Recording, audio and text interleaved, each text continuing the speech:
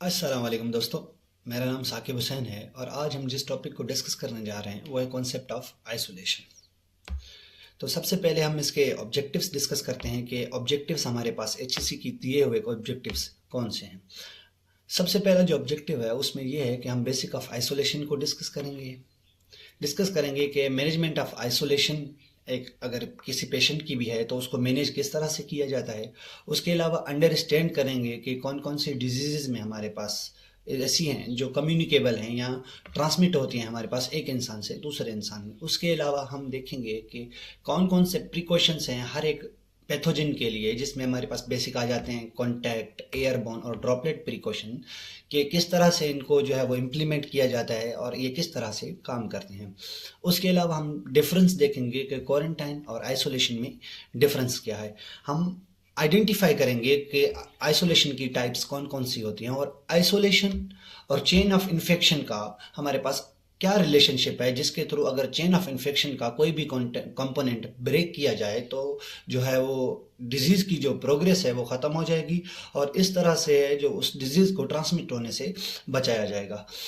उसके अलावा अगर हम देखेंगे कि हर एक आइसोलेशन की टाइप में नर्सिंग रेस्पॉन्सिबिलिटीज़ क्या है हमारे पास। अगर कोई एक स्पेसिफिक टाइप ऑफ आइसोलेशन आ रही है तो उस टाइप ऑफ आइसोलेशन में नर्सिंग रेस्पॉन्सिबिलिटीज़ क्या होने वाली हैं। तो सबसे पहले हम देखेंगे कि द कॉन्सेप्ट ऑफ आइसोलेशन क्या है। कॉन्सेप्ट ऑफ आइसोलेशन बेसिकली हम रेफर करते हैं कि प्रिवेंशन ऑफ कम्युनिकेबल डिजीजेज। एक इंसान से दूसरे इंसान में या एक पेशेंट से एक हेल्थ केयर वर्कर और विजिटर की तरफ जो है वो कम्युनिकेबल डिजीज किस तरह से जाती हैं और उनको प्रिवेंट किस तरह से किया जाता है, उस प्रिवेंट करने के मैकेनिज्म को हम कहते हैं आइसोलेशन। आइसोलेशन की बेसिकली वेरियस फॉर्म्स होती हैं हर एक पेशेंट को देख के, और हम ये देखते हैं कि अगर ये आइसोलेशन की फॉर्म काम नहीं कर रही तो उसमें हमारे पास प्रोसीजर्स जो होते हैं वो मॉडिफाइड किए जाते हैं और उस पेशेंट को जो है वो दूसरे पेशेंट से अलग रखा जाता है ताकि ये जो डिजीज़ है हमारे पास दूसरे लोगों को ना लगे। उसके अलावा अगर हम प्रिकॉशन की बेसिक डेफिनेशन की बात करें तो ये प्रिवेंटिव स्टेप्स होते हैं। हेल्थ केयर टीम इन्हें लेती है और ये किस लिए लेती है, हेल्थ केयर मेंबर्स जो होते हैं वो किस लिए लेते हैं, ताकि जो हेल्थ केयर फैसिलिटी में लोग हैं वो खुद जो दूसरे पेशेंट्स हैं या विजिटर्स हैं उनको कम्युनिकेबल डिजीजेज से बचाया जाए और स्प्रेड ऑफ इन्फेक्शन को रोका जाए। प्रिकॉशंस की भी वेरियस फॉर्म्स हैं और वो वेरियस फॉर्म्स हम डेवलप करते हैं according two degree of isolation कि किस तरह से के पेशेंट के लिए कौन सी जो है वो प्रिकॉशन यूज़ की जाए। तो आगे चल के हम हर एक प्रिकॉशन को डीपली डिस्कस करेंगे। मैनेजमेंट ऑफ अगर आइसोलेशन की बात करें तो आइसोलेशन हमारे पास इंटीग्रल पार्ट है इन्फेक्शन कंट्रोल का। इन्फेक्शन कंट्रोल बेसिकली एक ब्रॉड टर्म है जिसमें ये देखा जाता है कि जो कम्युनिकेबल डिजीजेज हैं उनको किस तरह से रोका जाए और जो हेल्थ केयर जो हमारे पास इन्फेक्शंस हैं जिन्हें हम HAI कहते हैं, हेल्थ केयर एसोसिएटेड इन्फेक्शंस हैं, उनको किस तरह से रोका जाए और उनको रोकने में मदद देती है हमारे पास कंट्रोल इन्फेक्शन जो टीम होती है, एक नर्स होती है हर एक हॉस्पिटल में, और ये एक ब्रॉड टर्म है। उसके अलावा हम ये देखते हैं कि आइसोलेशन में कि एक डिजीज़ किस तरह से प्रिवेंट की जा सकती है और उसको किस तरह से जो है वो रोका जाता है और उसके ट्रांसमिशन को किस तरह से ब्रेक किया जाता है। तो इसके लिए हम जो बेसिक यूज़ करते हैं वो करते हैं PPE का use of personal protective equipments, जिसमें मास्क आ जाता है, ग्लव्स आ जाते हैं और गाउन आ जाता है। अगर गाउन दो किस्म के होते हैं बेसिकली, एक होते हैं वाटर प्रूफ और होते हैं वाटर प्रूफ नहीं होते। उसके अलावा पॉजिटिव और नेगेटिव प्रेशर रूम्स का इस्तेमाल करते हैं ताकि जो ड्रॉपलेट या हमारे पास एयरबोर्न डिजीजेज हो गई उनको किस तरह से रोका जाता है और किस तरह से जो दूसरे पेशेंट्स होते हैं या हेल्थ केयर वर्कर्स होते हैं उनको बचाया जाता है और इस डिजीज को आगे बढ़ने से रोका जाता है। उसके अलावा लेमिनार एयर फ्लो इक्विपमेंट क्या है हमारे पास, किस तरह से काम करता है। उसके अलावा डेडिकेटेड आइसोलेशन वार्ड होते हैं हर एक पेशेंट के लिए उनकी डिजीज़ को देख के, ताकि इस जो डिजीज़ है इसका प्रिवेंट या इसका ट्रांसमिशन को रोका जाए। उसके अलावा स्पेशल आइसोलेशन यूनिट्स होते हैं पेंडेमिक की सूरत में, जैसे कोविड-19 हो गया था तो इनके लिए एक स्पेशल आइसोलेशन यूनिट्स थे जिसमें हर एक पेशेंट को अलग अलग ट्रीट किया जाता था ताकि जो डिजीज़ की सीवियरिटी है वो कम की जाए और जो ट्रांसमिशन है जो जिस तरह से उसका ग्रोथ रेट है उसको कम किया जाए और जो पेंडेमिक है उसको कम किया जाए। तो इस तरह से जो स्पेशल यूनिट्स हैं वो फॉर्म होते हैं हर एक पेंडेमिक के लिए।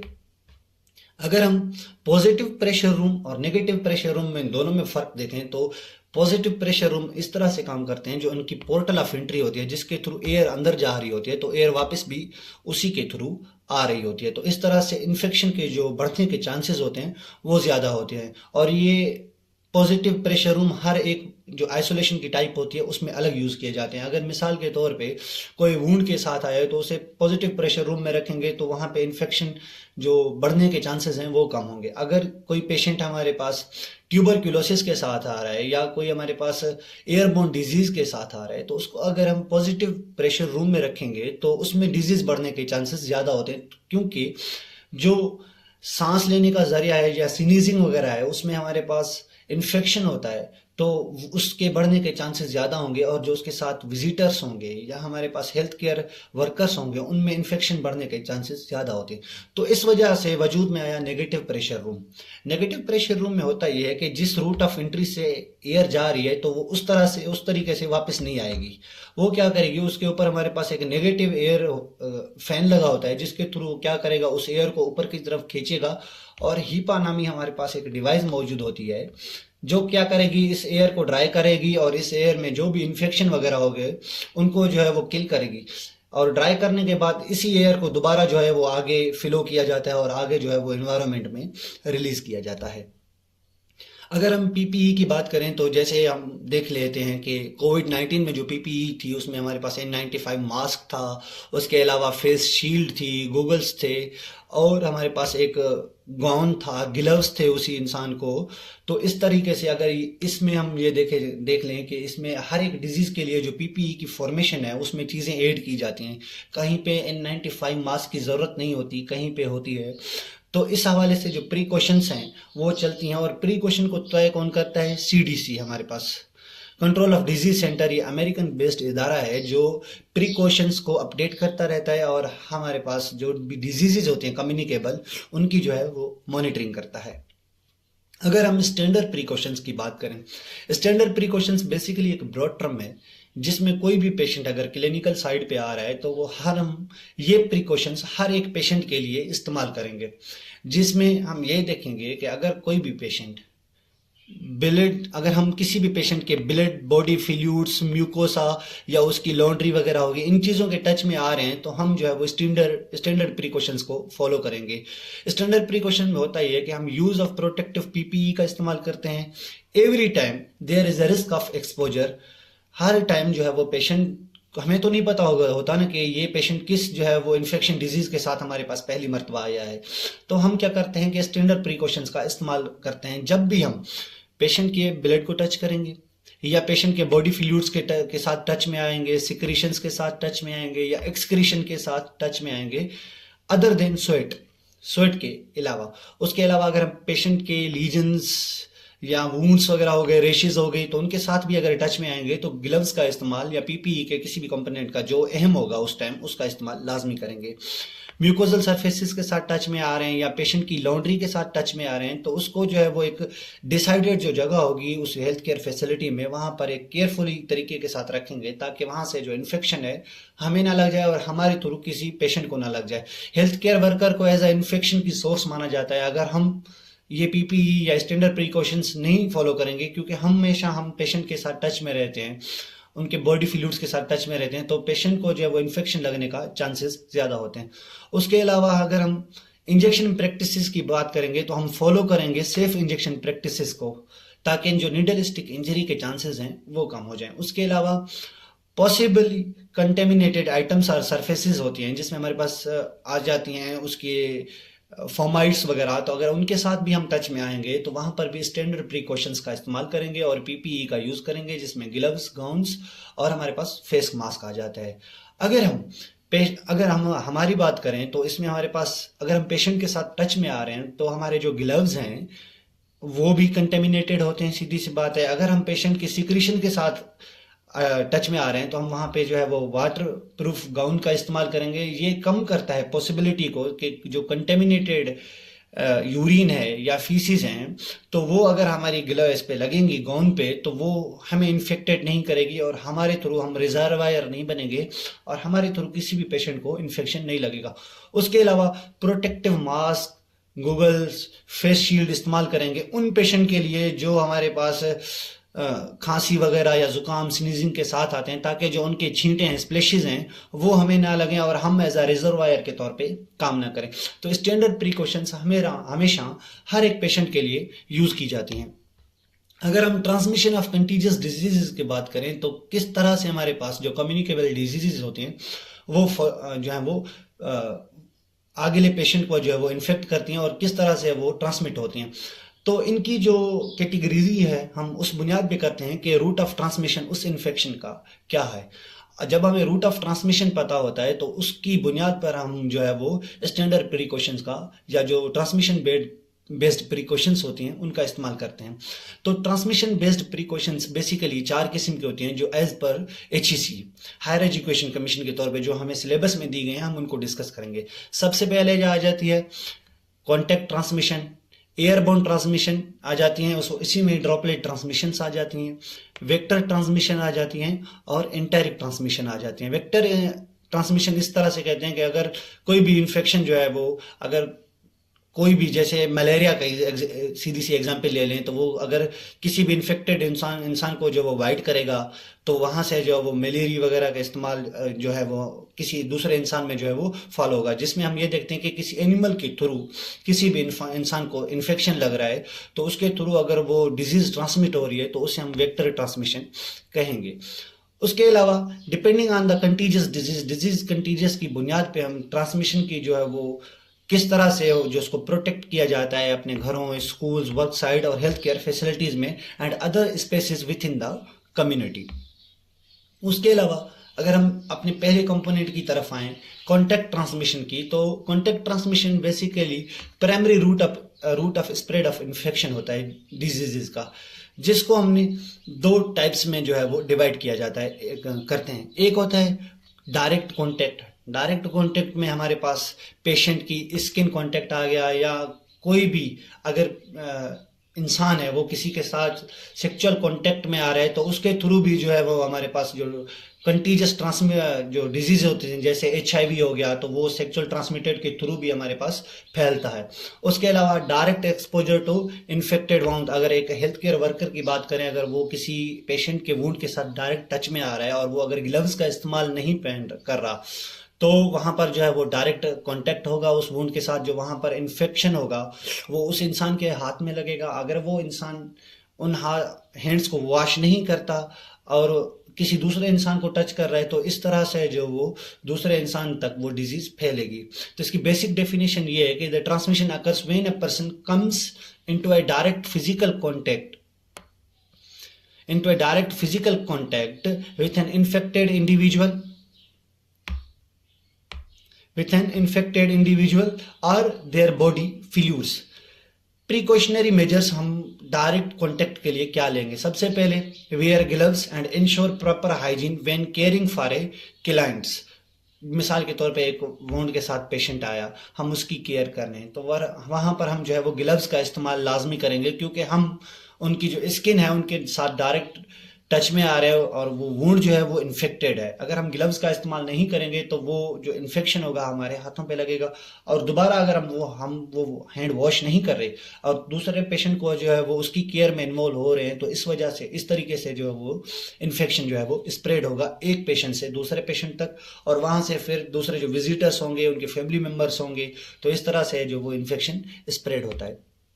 अगर हम इनडायरेक्ट मेथड की बात करें तो इनडायरेक्ट मेथड में हम जो है वो टच करते हैं या उस पेशेंट की जो फोमाइट्स होते हैं जिसमें उनके टॉवल्स वगैरह और ये सारी चीज़ें जो पर्सनल यूज़ की होती हैं और सरफेसेस, अगर वो इंसान जो है वो टच कर रहा है डोर हुक्स को, जिसमें हम क्या करते हैं जिसके थ्रू दरवाज़ा खोलते हैं, मेडिकल इक्विपमेंट्स जो उसके साथ टच में आ रहे हैं और personal item contaminated with pathogens or sharing antiseal or towels वगैरह जिसमें हम फोमाइट्स वगैरह कहते हैं, तो ये सारी चीज़ें इनडायरेक्ट कॉन्टेक्ट के मद में आती हैं और इनके थ्रू जो है वो इन्फेक्शन भी फैल सकता है। तो प्रिकॉशनरी मेजर्स क्या लेंगे? रेगुलर डिसइंफेक्टेंट सरफेसेस करेंगे। जो इन्फेक्टेड सरफेसेस होगी, जैसे टेबल्स हो गए, साइड टेबल्स हो गए, उनके साइड रेल्स होगी, तो इनको जो है वो रेगुलरली तौर पे जो है वो डिसइंफेक्ट किया जाता है। हैंड हाइजीन प्रॉपर रखी जाती है और अवॉइड करते हैं, अगर हम उस पेशेंट की चीज़ों के साथ टच में आ रहे हैं तो हम अवॉइड करते हैं कि अपने जो हैंड है वो अपने फेस तक ना लेके जाएं, और जो वहां पे म्यूकोस लेयर होगी अगर वहां पर भी टच कर दिया तो इन्फेक्शन हमें भी लग सकता है और हम एज अ रिजर्वायर के तौर पे उस इन्फेक्शन को फैला सकते हैं। तो जब कभी भी हम पेशेंट की केयर में इन्वॉल्व होंगे तो अगर हमें महसूस होगा कि ये पेशेंट इन्फेक्टेड है और यहाँ से है जो वो कॉन्टेक्ट जो है वो ट्रांसमिशन के चांसेस ज़्यादा हैं, तो वहाँ पर हम ये मेजर्स लेंगे, जिसमें हम देखेंगे कि उस पेशेंट की जो चीज़ें हैं रेगुलर यूज़ में या जो सरफेसेस हैं वहाँ पे, तो उनको जो है वो टच करेंगे। अगर टच करेंगे तो वहाँ पर जो है वो हम ग्लव्स के थ्रू इस्तेमाल करेंगे चीज़ें, और उनको जो है वो रेगुलरली तौर पे डिसइंफेक्टेड करेंगे।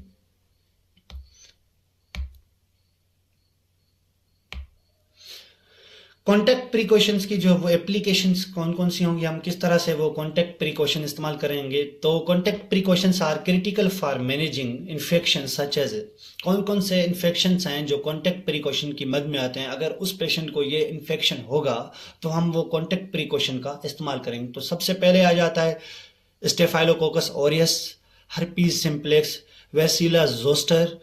और अगर वो इंसान छींक रहा है तो उसकी जो छींकें हैं या उसके जो ड्रॉपलेट्स हैं वो किसी भी सरफेस के ऊपर गिर रहे हैं या उनके टॉवेल्स पे गिर रहे हैं, तो अगर हम उनके साथ टच में आ रहे हैं तो वहां पर कौन से इन्फेक्शन फैलने के चांसेस होते हैं? जैसे रेस्पिरेटरी सिनेटल वायरस हो गया, RSV हो गया, सीवियर एक्यूट रेस्पिरेटरी सिंड्रोम कोव-2 जिसे हम कोविड-19 कहते हैं, जो कोविड-19 का कॉजर है वो आ गया। तो इन सारे जो इन्फेक्शंस हैं, जो ये सारे इन्फेक्शन हैं, ये हमारे पास कॉन्टैक्ट प्रिकॉशन की मद में आते हैं। तो अगर किसी भी पेशेंट को ये इन्फेक्शन होंगे तब वहाँ पे हम कॉन्टैक्ट प्रिकॉशंस का इस्तेमाल करेंगे, जिसमें हम गोगल्स, जो है हमारे पास ग्लव्स हैं उनका इस्तेमाल, और जो गाउन है उसका इस्तेमाल लाजमी करेंगे हमेशा।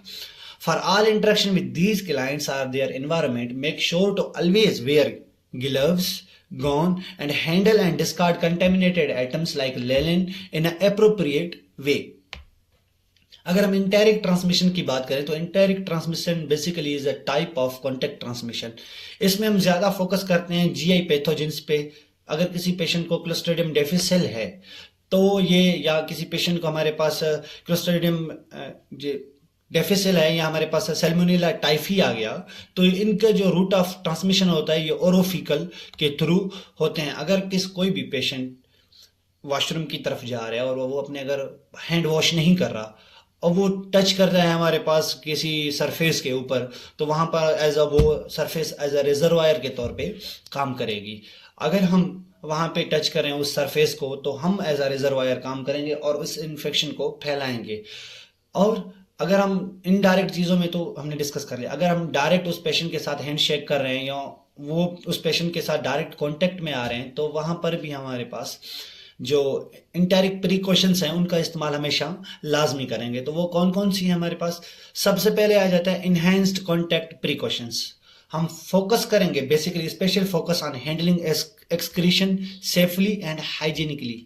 अगर उस पेशेंट को ये डिजीज है जैसे सैल्मोनेला टाइफी हो गया या क्लोस्ट्रिडियम डिफिसिल हो गया, तो उसकी जो एक्सक्रीशन वगैरह होगी, फीसिस होगी, तो उनके साथ जो कांटेक्ट में आएंगे वो प्रिकॉशन के साथ आएंगे। ग्लव्स वगैरह का हमेशा इस्तेमाल करेंगे ताकि जो इन्फेक्शन फैलने के चांसेस हैं वो कम हो जाए।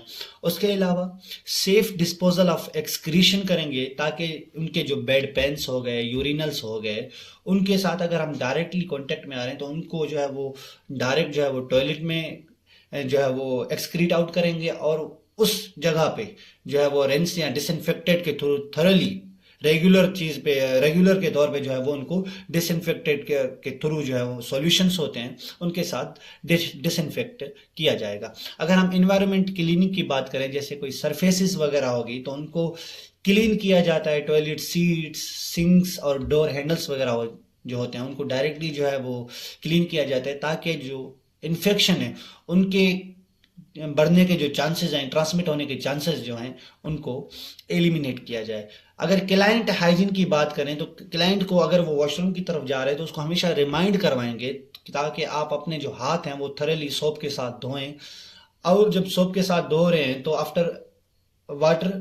आफ्टर डेफिकेशन और यूरिनेशन, जब वो डेफिकेशन और यूरिनेशन वगैरह कर रहा है तो उसको हम रिमाइंड करवाएंगे कि जो आप अपने हाथ हैं वो थरली सोप के साथ धोएं ताकि जो इंटरनेट ट्रांसमिशन के चांसेस हैं वो कम हो जाए। तो ये बेसिकली कॉन्टेक्ट प्रिकॉशन है सीडीसी की तरफ से। इसके जो बेसिक्स हैं, जो हमने चीज़ें डिस्कस की हैं, वो रिकॉल करेंगे। जब भी हम कॉन्टेक्ट प्रिकॉशन जहाँ पे यूज़ कर रहे हैं उस पेशेंट के साथ कॉन्टेक्ट में आ रहे हैं तो हमेशा हम अपने हाथ जो है वो साफ रखेंगे। Before and after entering living the room provide करेंगे जो फैसिलिटी होगी स्टाफ को, वो ग्लव्स, गाउन और डिस्पोजेबल चीज़ें जिसके थ्रू जो है वो इन्फेक्शन को रिड्यूस किया जाए। अगर हम ड्रॉपलेट ट्रांसमिशन की बात करें तो droplet transmission prevent the spread of infection via respiratory droplet expelled when an infected person talks, coughs और स्नीजेस। रेस्पिरेटरी ड्रॉपलेट हम उन पेशेंट के लिए यूज करते हैं जहां पर ये खतरा होता है कि ये पेशेंट जब बोलता है, खांसता है या वो स्नीज करता है तो उसके थ्रू जो ड्रॉपलेट होते हैं हमारे पास, जो कि 30 to 50 माइक्रोमीटर की साइज के होते हैं, उनमें जो है वो इन्फेक्शन होता है। और वो इन्फेक्शन अगर सामने वाला बंदा होगा तो उसके अगर माउथ होगा, नोज होगा, या वहां पर आईज होंगी, या वहां पर जो सरफेसेस होंगी वहां पर भी अगर वो गिरेंगे, अगर हम उनके साथ टच में आएंगे तो इन्फेक्शन कॉज होगा और वो हम एज अ रिजर्वायर के तौर पे काम करेंगे और उस इन्फेक्शन को फैलाएंगे। तो इसके लिए हमेशा पीपीई का इस्तेमाल लाजमी किया जाता है, जिसके साथ फेस शील्ड हमेशा इस्तेमाल की जाती है और गाउन का इस्तेमाल किया जाता है। ड्रॉपलेट ट्रांसमिशन या ड्रॉपलेट प्रिकॉशन कौन कौन से ऐसे इन्फेक्शंस हैं जिनकी मैनेजमेंट में इस्तेमाल की जाती हैं। जैसे मम्स आ गया तो इसके लिए हम जो है वो ड्रॉपलेट ट्रांसमिशन के जो प्रिकॉशंस हैं उनका इस्तेमाल करेंगे। रुबेला आ गया, इन्फ्लुएंजा वायरस आ गया, डिप्थेरिया आ गया, स्ट्रेप्टोकोकस आ गया, या पर्ट्यूसिस जिसे हम बड़ी खांसी कहते हैं, काली खांसी आम ज़बान में कहा जाता है, या जिसे वूपिंग कफ कहा जाता है। उसके अलावा ड्रॉपलेट ट्रांसमिशन की जो हमारे पास प्रिकॉशनरी मेजर्स हैं वो कौन कौन से हैं, हम कौन सी ऐसे प्रिकॉशनरी मेजर ले सकते हैं जिसके थ्रू हम इस डिजीज को ट्रांसमिट होने से बचा सकते हैं। तो सबसे पहले use of mask and shield within 1 metre और 3 feet of the client to prevent exposure to droplets. Client placement की अगर हम बात करें तो isolate the client in a private room if shared. अगर एक कमरे में उस पेशेंट को शेयर किया जाता है, यानी एक कमरे में 2 पेशेंट हैं तो उनके दरमियान जो है वो हमेशा प्राइवेसी कर्टेन रहेगी और उन दोनों के बेड्स के दरमियान जो मुफासला होगा वो होगा 3 फीट या 1 मीटर। अगर हम हैंड हाइजीन की बात करें तो वॉश और sanitise hands thoroughly before and after contact with client और रेस्पिरेटरी सिक्रेशन। अगर हम उस पेशेंट की जो रेस्पिरेटरी सिक्रेशन होगी या उस क्लाइंट के साथ डायरेक्ट कांटेक्ट में आ रहे हैं तो हम जो है वो हमेशा अपने हाथ साफ करेंगे जाने से पहले, और वहां से जो जब कोई पेशेंट के साथ कांटेक्ट कर रहे हैं वहां से आने के बाद, और हमेशा ग्लव्स का यूज लाजमी करेंगे। उसके अलावा हम रेस्पिरेटरी एटिकेट्स पेशेंट को बताएंगे कि अगर आप जब खांस रहे हैं तब आप जो है वो यहाँ स्नीज कर रहे हैं तब हमेशा आप टिश्यू का इस्तेमाल करें, और जब एक दफ़ा आप खांस रहे हैं या स्नीज कर रहे हैं जब उसमें जो सिक्रीशंस हैं उनको दोबारा अपने नाक पर मत लगाइए, और जो टिश्यू होगा उसको प्रॉपरली जो है वो डस्टबिन में डिस्कार्ड करें। एनवायरमेंटल क्लीनिंग का हमेशा ख्याल रखा जाएगा। Clean and disinfect surfaces frequently to remove potential contaminated droplets. Client transport की अगर हम बात करें फैसिलिटी में, अगर क्लाइंट उस फैसिलिटी में मौजूद है और ड्रॉपलेट प्रिकॉशन के साथ है तो हम मिनिमाइज करेंगे कि उस क्लाइंट को उस रूम से जो है वो बाहर किसी भी प्रोसीजर के लिए ना भेजा जाए, और कोशिश करेंगे हर प्रोसीजर जो पेशेंट का है उसी रूम में हो ताकि इन्फेक्शन फैलने के चांसेस कम हो जाए। अगर नहीं हो पा रहा, अगर हम पेशेंट को जो है वो ट्रांसफर कर रहे हैं किसी और रूम में किसी प्रोसीजर के लिए, तो हमेशा पेशेंट को जो है वो मास्क वेयर लाजमी कराएंगे, सर्जिकल मास्क, ताकि जो पेशेंट की स्नीजिंग कफिंग वगैरह का जो एक सिक्रीशंस हैं वो आगे ट्रांसमिट ना हो और डिजीज फैलने के जो चांसेस हैं वो कम हो जाए। तो ये उस जो हमने चीज़ें डिस्कस की उसका बेसिक उसकी रिकॉलिंग है। हम इसमें ये देखेंगे कि clean their hands including before and entering when leaving the room. अगर कोई भी हेल्थ केयर वर्कर या कोई भी उनका रिश्तेदार या विजिटर्स उनके तरफ जा रहे हैं तो अगर जाने से पहले वो अपने हाथ साफ करेगा हमेशा, और वहां से निकलने के बाद भी हमेशा अपने हाथ साफ रखेगा, हमेशा ग्लव्स का इस्तेमाल लाजमी करेगा। Make sure their eyes and nose mouth are fully covered before room entry. या तो आप गॉगल्स का इस्तेमाल करेंगे या फेस शील्ड का, ड्रॉपलेट प्रिकॉशन में ये अहम है। फेस शील्ड या गॉगल्स का इस्तेमाल लाजमी करेंगे। अगर वो स्नीज कर रहा है तो उसकी जो कंटेमिनेशन है, सिक्रीशन, वो आपके फेस पर ना लगे या आपकी आंखों पर ना लगे, जिसके थ्रू इन्फेक्शन फैलने के चांसेस ज्यादा होते हैं। जब भी आप उसका रूम लीव करेंगे तब आप रिमूव करेंगे प्रोटेक्शन, जो गॉगल्स या फेस शील्ड होगी, ताकि इन्फेक्शन बढ़ने के चांसेस कम हो जाए।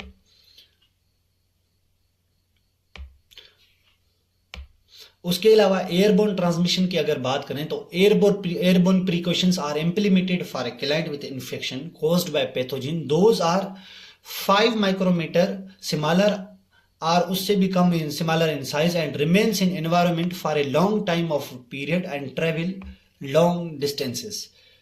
कौन कौन से ऐसे जो पैथोजेंस हैं जिनके खिलाफ हम जो है वो एयरबोर्न ट्रांसमिशन का हमेशा इस्तेमाल करते हैं? सबसे पहले आ जाता है mycobacterium tuberculosis, measles virus, varicella virus जिसने हम चिकन पॉक्स भी कहते हैं, या SARS, severe acute respiratory syndrome CoV two जो कोविड-19 का कॉजर है। तो इन अगर पेशेंट के साथ हम उनकी हेल्थ केयर या उनकी जो वो केयर में इन्वॉल्व हैं, तब हम हमेशा एयरबोर्न प्रिकॉशंस का इस्तेमाल करते हैं। एयरबोर्न प्रिकॉशन में कौन कौन से ऐसे प्रिकॉशनरी मेजर्स हैं जो हम इस्तेमाल करते हैं, वो आगे देखते हैं। तो सबसे पहले हम देखते हैं isolation. Place the client in airborne infection isolation room, जिसे हम AIIR कहते हैं या नेगेटिव प्रेशर रूम कहते हैं। इसमें होता है ये है कि हवा तो हमारे पास एक पॉइंट ऑफ एंट्री के थ्रू इनवर्ड हो रही है, लेकिन आउटवर्ड उसी के थ्रू कभी भी नहीं होगी।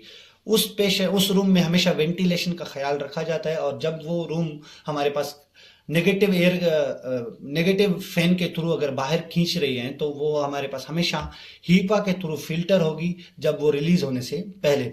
इसमें इंश्योर करते हैं हम कि जो पैथोजेंस हैं वो हमेशा रिमूव हों, और जो एयर एनवायरनमेंट में रिलीज हो रही है वो इन्फेक्शन से पाक हो। रेस्पिरेटरी प्रोटेक्शन की बात करें तो हमेशा fit tested high filtration respirator, जिन्हें हम ज्यादातर जो इस्तेमाल करते हैं वो N95 मास्क होता है, or equivalent before entering the isolation room. Isolation room में इंटर होने से पहले अगर कोई भी पेशेंट इन पैथोजन के साथ इन्फेक्टेड है तो हमेशा हम ये इस्तेमाल करते हैं N95, ताकि जो इन्फेक्शन के फैलने के चांसेस हैं वो मिनिमाइज किए जा सकें। उसके अलावा मिनिमाइज करते हैं ट्रांसपोर्ट पेशेंट की। उसी रूम में हमारे पास ये किया जाता है कि जो भी प्रोसीजर्स हों उस पेशेंट के उसी रूम में किए जाएं, जो उसकी लाइफ सेविंग्स हैं, ताकि उस पेशेंट की जो इन्फेक्शन है दूसरे पेशेंट तक ना फैल सके। अगर नेसेसरी है, हमारे पास उस पेशेंट की ट्रांसपोर्ट लाजमी है, तब वहां पर पेशेंट को इंश्योर किया जाता है कि वो सर्जिकल मास्क पहने, ताकि मिनिमाइज किया जाए एयरबोर्न पार्टिकल्स को, वो इन्वायरमेंट में रिलीज ना हो। तो ये इसके क्विक रिकॉल है जो हमने चीजें पढ़ी। सबसे पहले अगर पेशेंट के रूम में आप इंटर हो रहे हैं तो आप अपने हाथ क्लीन करेंगे, including and before when leaving the room. Put a fit tested N95 और high level respirator before room entry. Remove respirator after exiting the room and closing the door to room must remain closed. उस patient का जो room है जिसे हम isolation room कह रहे हैं वो हमेशा क्लोज होना चाहिए, ताकि जो ड्रॉपलेट्स हैं वो बाहर किसी भी पेशेंट को इन्फेक्ट ना कर सकें, जो स्नीज के थ्रू आ रहे हैं या उस पेशेंट के जो सिक्रीशंस हैं, इस हवाले से, ताकि वो उस पेशेंट की जो सिक्रीशन है या वो जो सांस लेने के थ्रू इन्फेक्शन बाहर आ रहा है वो किसी दूसरे इंसान को ना लगे। अगर हम डबल बैगिंग प्रोसीजर एक कॉन्सेप्ट है जिसके थ्रू हम पेशेंट की जो कंटेमिनेटेड चीज़ें होती हैं उनको डिस्कार्ड करते हैं। इसमें basically 2 health care worker involve होते हैं हमेशा। एक जो रूम के बाहर खड़ा होगा हमेशा, एक जो रूम के अंदर होगा। अब ये मिसाल के तौर पे रूम है हमारे पास, तो इसके पेशेंट जो अंदर जाएगा उसको हम कहेंगे कंटेमिनेटेड ह्यूमन। अब ये जब अंदर जाएगा तो ग्लव्स और गाउन के साथ होगा, और ये क्या करेगा, उस पेशेंट की जो भी एक्सक्रीशंस होंगी या जो भी वहाँ पे वेस्ट होगा, जो उसका लेलिन होगा, उसको जो है वो एक शॉपर में पैक करेगा और शॉपर को पैक करके उसको जो है वो गांठ लगाएगा ताकि इन्फेक्शन जो है वो बाहर ना जा सके उन चीज़ों से जो कंटेमिनेटेड है। अब ये आएगा बाहर की तरफ, जब ये बाहर की तरफ आएगा तो वहां पर एक और हेल्थ केयर वर्कर हमेशा मौजूद होगा। वो क्या करेगा, एक और शॉपर को खोल के मोड़ के रखेगा उसके कॉलर्स, और उस पेशेंट को कहेगा, जो पेशेंट हमारे पास, जो इंसान दूसरा हमारे पास जो इन्फेक्टेड हेल्थ केयर वर्कर है जो उसको लेकर आया है, उसको ये कहेगा कि आप इस शॉपर में जो है वो इस कंटेमिनेटेड शॉपर को डाल दें। जब वो कंटेमिनेटेड शॉपर उस अनकंटेमिनेटेड शॉपर में लगाएगा हमारे पास, तब ये क्या करेगा, उसके नोट्स जो होंगे उसको उसकी जो है हमेशा वो गांठ बांधेगा दूसरा जो अनइंफेक्टेड पर्सन होगा जो बाहर खड़ा होगा, और वो क्या करेगा, जाके केयरफुली उसको जो है वो हेल्थ केयर फैसिलिटी की जो भी हमारे पास लेन जहां पर रखते हैं वहां पर रख के आएगा एक प्रॉपर तरीके के साथ, ताकि वहां से इन्फेक्शन ना फैल सके। और वापस आके दोनों जो होंगे हेल्थ केयर वर्कर वो अपने हाथ अच्छे तरीके से धोएंगे और जो है वो सैनिटाइज करेंगे, ताकि जो इन्फेक्शन है उसके चांसेस जो स्प्रेड होने के हैं वो मिनिमाइज किए जाएं। तो इसमें भी ये सारी चीज़ें लिखी हुई हैं। सबसे पहला रोल होगा असाइनमेंट का, जिसमें कंटेमिनेटेड वर्कर उसके रूम के इनसाइड जाएगा और एक जो क्लीन वर्कर होगा वो उसके आउटसाइड हमेशा रहेगा। बेगिंग कंटेमिनेटेड आइटम्स, जिसमें उसके सारी चीज़ें आ गई, लेलन वगैरह आ गया, वो उसको क्या करेगा, सिक्योर करेगा बाय शॉपर में, एक जो शॉपर होगा, और उसको जो है वो बैग को जो है वो टाई करेगा हमेशा उसके एंड्स को, ताकि जो भी कंटेमिनेटेड चीज़ें हैं वो बाहर ना निकलें। सेकंड बैग प्रिपरेशन, जो बाहर खड़ा होगा इंसान वो क्या करेगा, उस जो दूसरे उसके हाथ में बैग्स होंगे उनके जो है वो कॉलर हमेशा जो है वो कफ्स जो होंगे बैग के वो खोलेगा, ताकि जो दूसरा इंसान उसमें ट्रांसफर कर रहा है चीजें वो आसानी से कर सके। बैग जब ट्रांसफर करेगा कंटेमिनेटेड वर्कर अनकंटेमिनेटेड वर्कर के बैग में, तब वो एक बेहतरीन तरीके के साथ जो है वो बैग को जो है वो उस बैग दूसरे बैग के अंदर ट्रांसफर करेगा, और जो क्लीन वर्कर होगा उसके हाथ हमेशा जो है वो बैग के अंदर की तरफ होंगे ताकि वो उसके हाथ को टच ना कर सके। फाइनल क्या होगा, सीलिंग्स जो है वो क्लीन वर्कर उस दूसरे बैग की सीलिंग करेगा, सिक्योर करेगा, और उसे जो है वो इंश्योर करेगा touch only outer side of जो उसकी सरफेस होगी बैग की, और उसे डिस्पोज करने जाएगा डबल आइटम डबल बैग को। इसलिए हम इस प्रोसेस को कहते हैं डबल बैगिंग प्रोसीजर। और दोनों वर्कर अपनी हैंड हाइजीन जो है वो हमेशा उसका ख्याल रखेंगे, ग्लव्स उतारेंगे, और ग्लव्स उतारने के बाद अपने जो हैंड्स होंगे उन्हें थरली वॉश करेंगे। उसके अलावा हम डिफरेंस देखते हैं अब कि क्वारंटाइन और आइसोलेशन में बेसिक डिफरेंस क्या है। आइसोलेशन वर्ड या आइसोलेशन जो टर्म है हमेशा उन पेशेंट के लिए यूज किया जाता है जो सस्पेक्टेड नहीं होते, उनमें डायग्नोज्ड किए हुए इंसान होते हैं। मिसाल के तौर पे कोई इंसान डायग्नोज्ड हो गया, अब उसको कोविड डिजीज है, तो उसको एक आइसोलेशन में रखा जाएगा। वो इंसान जिनको खतरा होता है कि ये एक्सपोज्ड हो चुके हैं, अब इनको जो है वो इन्फेक्शन हो सकता है, वो बेसिकली देखने में सिक नहीं होते लेकिन उनमें चांसेस होते हैं कि ये इन्फेक्शन के साथ एक्सपोज हुए हैं और इन्फेक्शन हो सकता है, तब उनको जो है वो क्वारंटाइन किया जाता है। और क्वारंटाइन जो इंसान होते हैं वो बेसिकली सिक नहीं होते लेकिन वो एक्सपोज्ड हो चुके होते हैं उस इन्फेक्शन के साथ, उनमें डायग्नोज भी नहीं होते वो इन्फेक्शन, लेकिन हमें खतरा होता है कि इस इन्फेक्शन को इस इंसान में हो सकता है ये इन्फेक्शन। तब हम क्या करते हैं, उनको रिकमेंड करते हैं ताकि आप क्वारंटाइन हो जाते हैं। जैसे कोविड-19 में हुआ था, 14 to 14 डेज पेशेंट जो है वो क्वारंटाइन होते थे, ताकि वो इन्फेक्शन जो है वो अगर उनको हो रहा है या उनको हो चुका है जो बाज़ाहिर दिखने में नहीं आ रहा, ताकि वो दूसरे इंसान तक ना फैले। और इस तरह से आइसोलेशन और क्वारंटाइन में फ़र्क किया जाता है। आइसोलेशन उस पेशेंट के लिए यूज़ करते हैं, हम दोबारा रिकॉल करते हैं, जो डायग्नोज्ड होते हैं हमारे पास इन्फेक्शन डिजीज के साथ। क्वारंटाइन उस पेशेंट के लिए यूज करते हैं लफ्ज, वो पेशेंट उनको क्वारंटाइन करवाया जाता है जो इन्फेक्शन के साथ एक्सपोज तो हुए हैं लेकिन उनमें डायग्नोज नहीं हुआ अभी तक वो इन्फेक्शन। हमें खतरा है कि इस पेशेंट को ये इन्फेक्शन हो सकता है, जिसके लिए उनको क्वारंटाइन किया जाता है। उसके अलावा टाइप्स ऑफ आइसोलेशन की बात करें तो सबसे पहले आ जाती है कॉन्टैक्ट आइसोलेशन। कॉन्टैक्ट आइसोलेशन हमेशा यूज की जाती है ओपन वुंड्स और बॉडी फ्लूइड्स के लिए। नर्सिंग रेस्पॉन्सिबिलिटीज क्या है, maintain use of gloves, avoid touching with naked hand. हमेशा ग्लव्स का इस्तेमाल करें, कभी भी खुले हाथों के साथ उस जो जख्म है या उस पेशेंट के बॉडी फ्लूइड्स हैं उनको टच ना करें। रेस्पिरेटरी आइसोलेशन की बात की जाए तो इसमें हम ज़्यादातर जो एक्सहेल्ड पार्टिकल होते हैं जैसे ट्यूबरक्यूलोसिस हो गया, तो रेस्पिरेटरी आइसोलेशन हमेशा उसमें नर्सिंग रेस्पॉन्सिबिलिटी ये होगी कि हम मेंटेन करेंगे N95 रेस्पिरेटर मास्क का या इसके इक्विवेलेंट जो मास्क होंगे उनका, हमेशा ये हमारी रेस्पॉन्सिबिलिटी होगी ताकि हम रिजर्वायर के तौर पे काम ना करें। उसके अलावा हम प्रोटेक्टिव आइसोलेशन की अगर बात करें तो इसे हम रिवर्स आइसोलेशन कहते हैं। अब इसका कॉन्सेप्ट इस तरह से है कि अगर ये एक मिसाल के तौर पे ये पेशेंट है, ये पेशेंट उस इन्फेक्शन के साथ एक्सपोज्ड भी नहीं हुआ, इस पेशेंट को वो इन्फेक्शन है भी नहीं, लेकिन खतरा यह है कि इस पेशेंट को ये इन्फेक्शन हो सकता है क्योंकि वो पेशेंट जो हमारे पास है इम्यूनो कॉम्प्रोमाइज्ड है। अब इम्यूनो कॉम्प्रोमाइज्ड का मतलब यह है कि उस पेशेंट का जो इम्यून सिस्टम है, कुव्वत मुदाफत, वो वीक है, जिसकी वजह से इस पेशेंट को ये इन्फेक्शन होने के चांसेस ज़्यादा हैं। तब हम उसके लिए क्या यूज़ करते हैं, उस पेशेंट को एक अलग रूम में आइसोलेट करते हैं ताकि वो दूसरे जो इन्फेक्टेड पर्सन है, नंबर 2 पे जो इन्फेक्टेड पर्सन है, उसका इन्फेक्शन जो है वो इंसान को ना हो।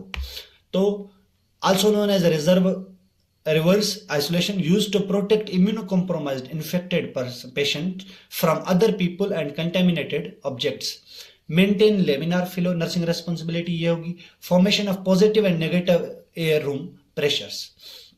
उसके अलावा अगर हम हाई आइसोलेशन की बात करें तो ये हम जो इन्फेक्शन डिजीज होगी, कम्युनिकेबल इन्फेक्शन हो गए जैसे इबोला और स्मॉल पॉक्स, इसमें नर्सिंग रिस्पॉन्सिबिलिटी क्या होगी कि हम mandatory use of double gloves करेंगे हमेशा, प्रोटेक्टिव आई गोगल्स और स्टेरलाइज गाउन्स और शू कवर्स हमेशा इस्तेमाल करेंगे।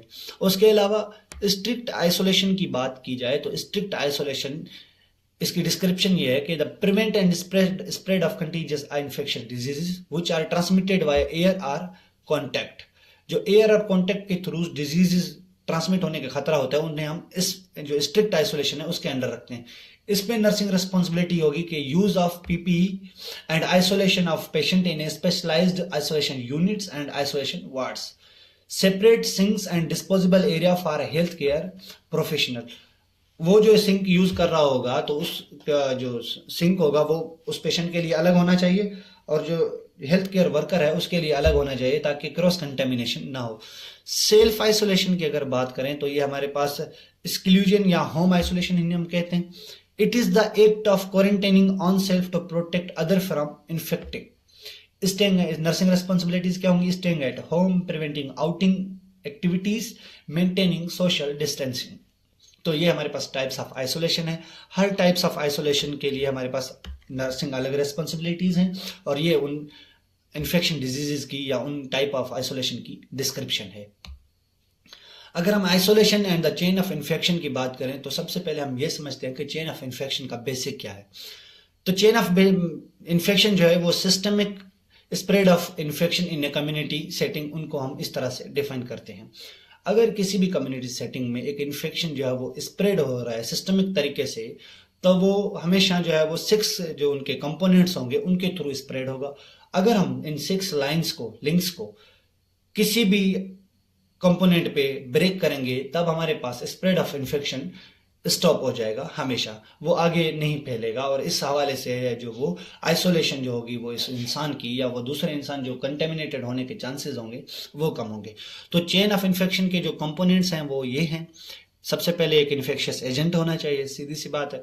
अब वो इन्फेक्शन एजेंट जो है हमारे पास, उसका रिजर्वायर कौन है, वो किस तरह से, गंदे पानी में है, फ्लूइड्स में है, सिक्रेशन में है। अब वो सिक्रेशन के थ्रू किस तरह से हमारे पास जो है वो दूसरे इंसान को जो है वो इन्फेक्ट कर रहा है, तो उसको हम क्या कहेंगे, रिजर्वायर। ये ड्रॉपलेट हो गया रिजर्वायर। अब वो जब पेशेंट स्नीज कर रहा है, जो स्नीज कर रहा है तो उसका पोर्टल ऑफ एग्जिट क्या हो गया, हमारे पास नोज हो जाएगा उसका पोर्टल ऑफ एग्जिट। उसके थ्रू जो है वो एग्जिट हुआ रिजर्वायर से। अब वो रिजर्वायर से एग्जिट होने के बाद उस किसी भी इंसान की आंख, नाक या उसके मुंह में जो है वो वहां पर ड्रॉपलेट अगर गिरे तो वहां से क्या करेगा, वो मोड ऑफ ट्रांसमिट होगा उस इंसान के लंग्स के अंदर, वहां पे जो या म्यूकोजल लेयर वहां पे जो इरिटेशन कॉज करेगा, स्नीजिंग होगी और ये सारी चीजें होगी। वहां से क्या करेगा, portal of entry in host, host के अंदर जो है वो पोर्टल ऑफ एंट्री करेगा और होस्ट को जो है वो ससेप्टेबल करेगा। अगर हम होस्ट को जो अगर वो आइसोलेट कर लेते हैं, जो इंसान इन्फेक्शन में उसको आइसोलेट कर लेते हैं, तब हमारे पास क्या होगा कि इन्फेक्शन बढ़ने के चांसेस खत्म हो जाएं।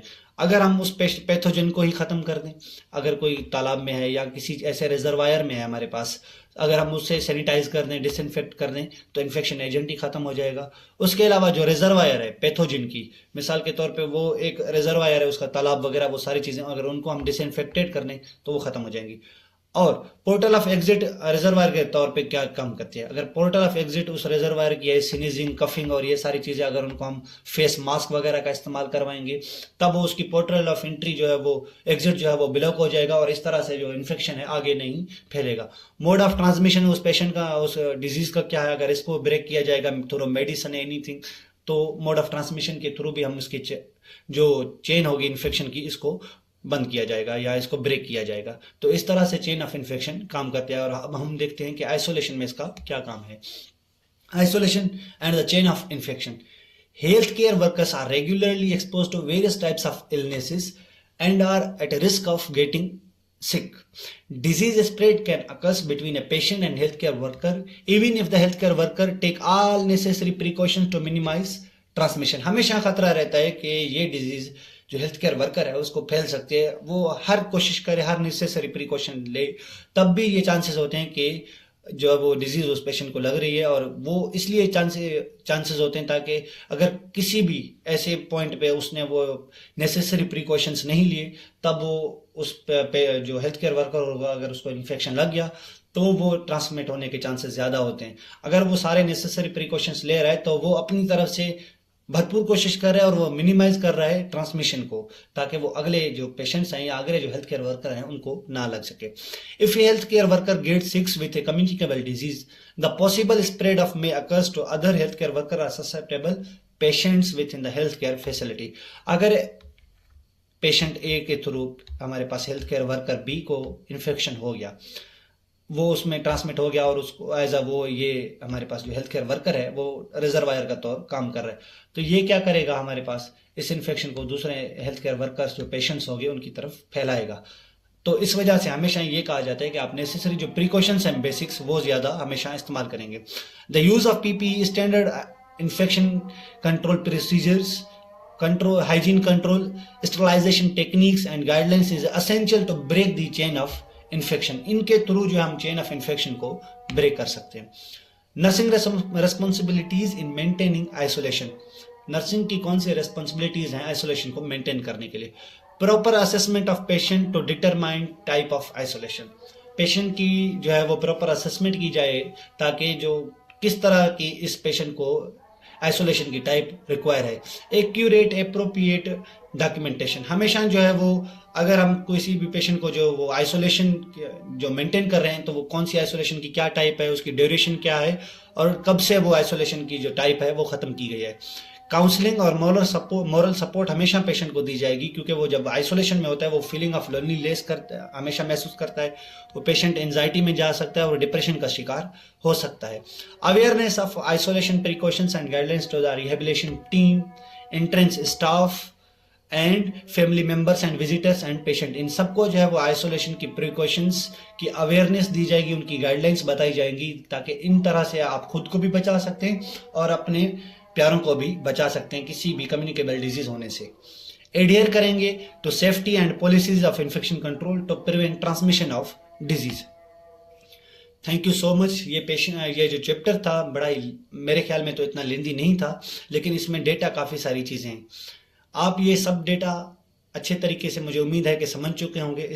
इनको समझने के लिए ये लाजिम है कि आप इनको जो है वो लाइव जो है वो पेशेंट्स पे अप्लाई करें, इन प्रिकॉशंस को आइडेंटिफाई करें पेशेंट को कि ये इस पेशेंट के डिजीज के साथ अगर ये पेशेंट आया है तो इसके लिए कौन सी प्रिकॉशन का इस्तेमाल होना लाजमी है, कौन सी टाइप ऑफ जो आइसोलेशन है वो इस्तेमाल होना लाजमी है और इसमें नर्सिंग रेस्पॉन्सिबिलिटीज़ क्या है। अल्लाह हाफिज़। बहुत शुक्रिया आपका, आपकी इतनी सपोर्ट का। मैं उम्मीद करता हूँ कि हम जो है वो ये सीरीज़ आगे इंशाल्लाह कंटिन्यू करेंगे और जो हमारा अगला चैप्टर होगा उसको भी इस तरह से अच्छे तरीके से डिस्कस करेंगे। इस चैप्टर के रेफरेंसेस आपको लिखे हुए हैं, लेकिन एक मैंने रेफरेंसेस नहीं लिखा, इसमें हमारे पास CDC लिख दीजिएगा, CDC के थ्रू ये डेटा लिया गया है। उसके अलावा NCBI के जो स्टेट पल्स वेबसाइट है, अमेरिकन है ये भी, इसके थ्रू भी हमने डेटा लिया है, तो ये इसके रेफरेंसेस हैं। अल्लाह हाफिज़।